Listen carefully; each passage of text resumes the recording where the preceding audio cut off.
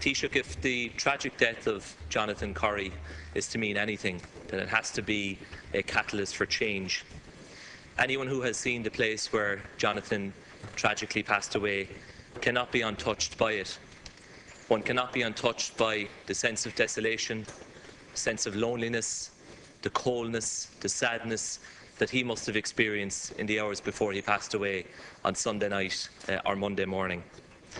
And if that doesn't make us angry, Taoiseach, and if that doesn't touch us in here, and if that doesn't make us determined as a people to address this issue, then absolutely nothing will. The measure of this government's response and the measure of our response as a people is not the holding of an emergency summit, welcome and all as that is, or a special Dáil debate on homelessness.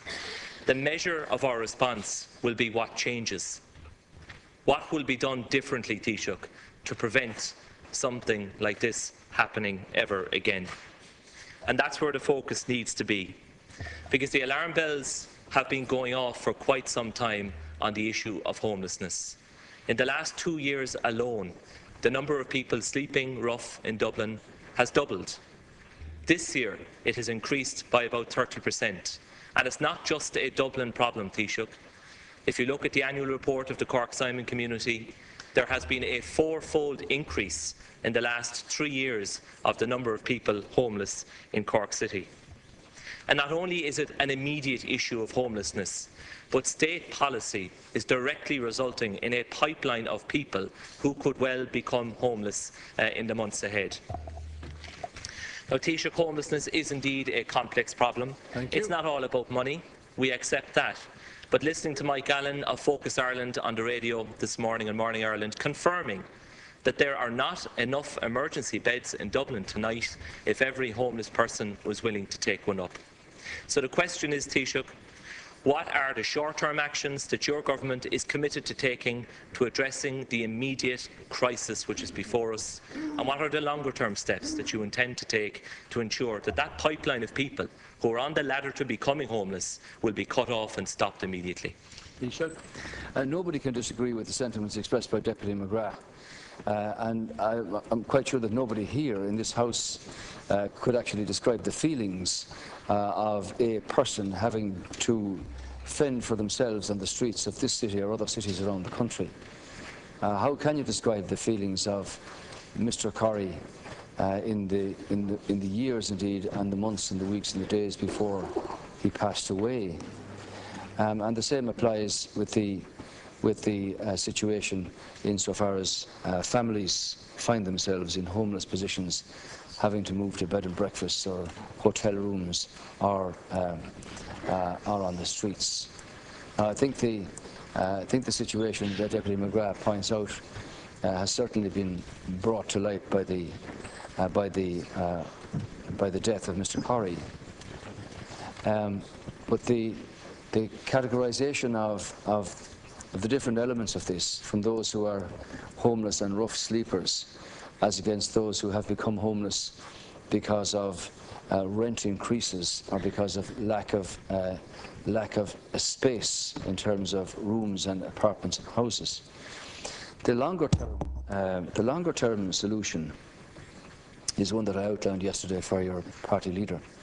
The government have reflected on this and made decisions about it for quite some time.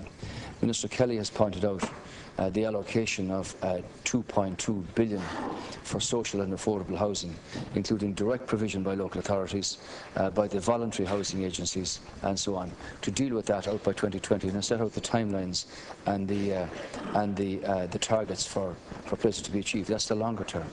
In the shorter term, for quite some months now, Dublin City Council, as one council, have been working on bringing back into use over 1,000 rooms and facilities that are, as they call them, voided. And there are 265, I think, is the number that are currently being worked on now, with targets for others to be brought back into use.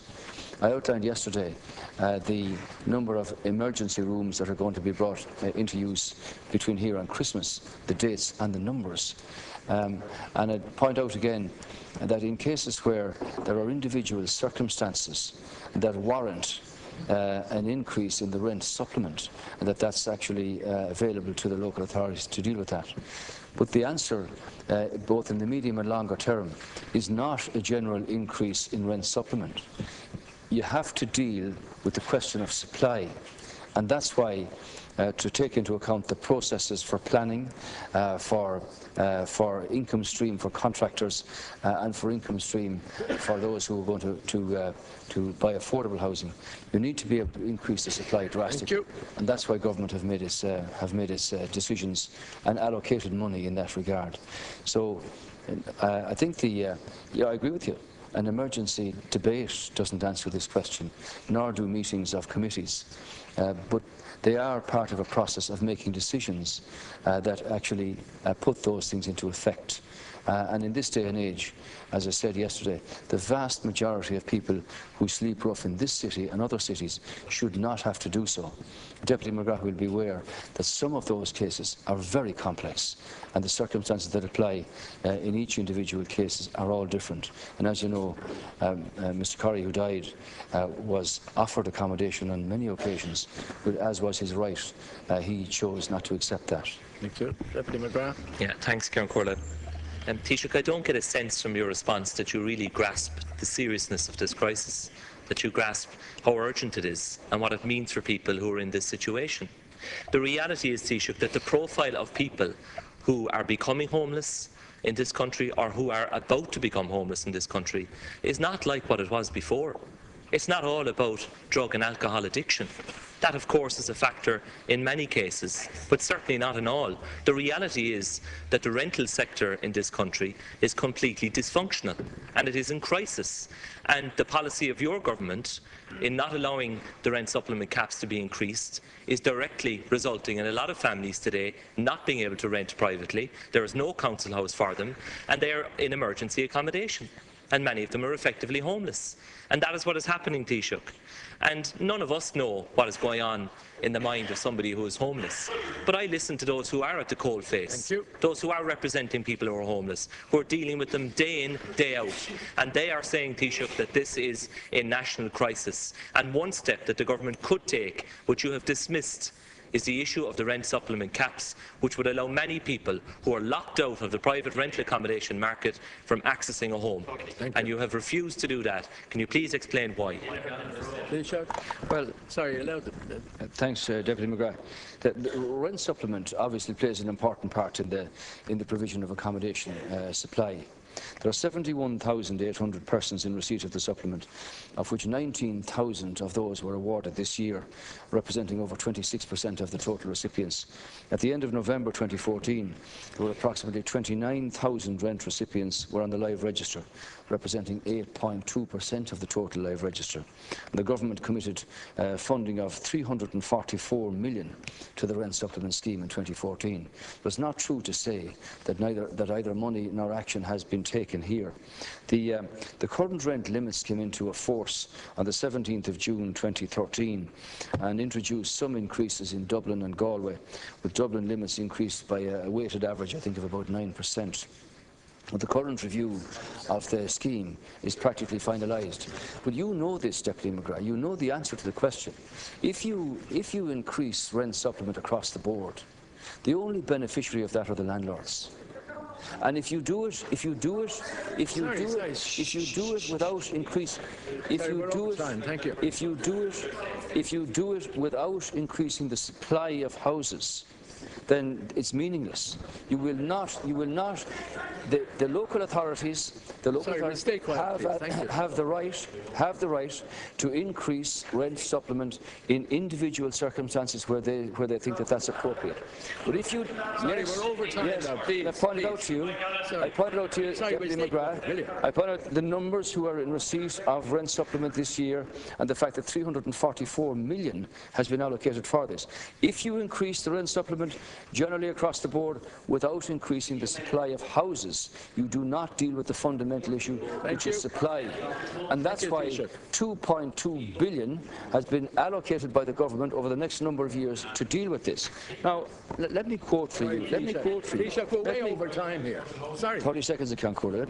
No, there's a time limit. To get a job, you need a base, and you need a good 3 square meal a day. As well, to be honest, and you need some good sleep, and you won't get it on the street, so you just can't grab a job on the street when you're in a sleeping bag. Those words are the words of Jonathan Corry 2 months ago. Now, I'm glad to see that the figures for unemployed have dropped to 10.7% today, still too high. But in these kinds of cases, you will never deal with the situation until you have a proper supply of accommodation for people. Now, the emergency ones, the voided ones, the empty ones are all being looked at now. I hope that the meeting tomorrow will bring about some focus from all of the agencies who are working in this area.